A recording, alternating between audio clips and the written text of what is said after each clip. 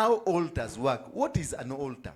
An altar is a place where commands, spiritual commands are commanded from. Where we have interaction with spiritual being. Where we have conversations made, spiritual conversations. That is what we call an altar. Where there is negotiations, discussions, propagations, and everything. That is where that's what we call an altar. It is a place where the spirit realm makes contact to the physical realm. There's another meaning. An altar is a platform for authorization of laws, LAWS. An altar is a platform for authorization of laws and the spirit to function on the earth. Let's first look at the kind of altars that we have.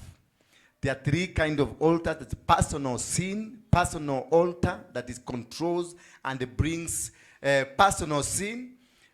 Hiyo ndio inatutawala zaidi. Number 2 altar is territorial altar.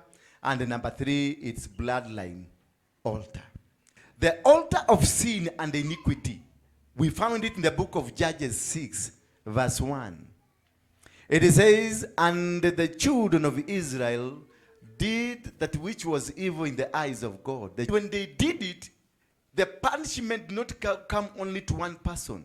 The punishment was the entire clan, entire tribe. All of them, they suffered. Wote waliteseka, waliumia, waliachiliwa wa Midiani. When you have this sin and iniquity, the people, the things that will come into your life, it is the spirit ya Wamidiani.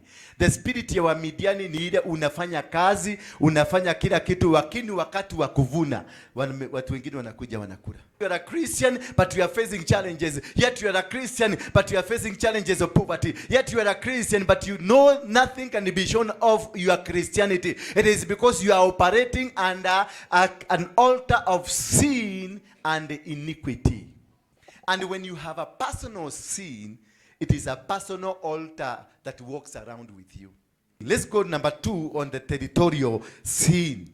This is a sin done by individuals, but the sin ikabadilika ikakuwa ni territory. And God is saying, I'll go down to see whether they have changed. Hallelujah. To see whether this thing they have stopped. Because he is dealing with them as a territory, not as an individual. That is what the power of the territory. When you come to a territory like this one, you need to understand what kind of iniquities are in this. Majengo ni nini inafanyika huko? Majengo is a name that was associated with prostitution. The territory you are will determine what you become.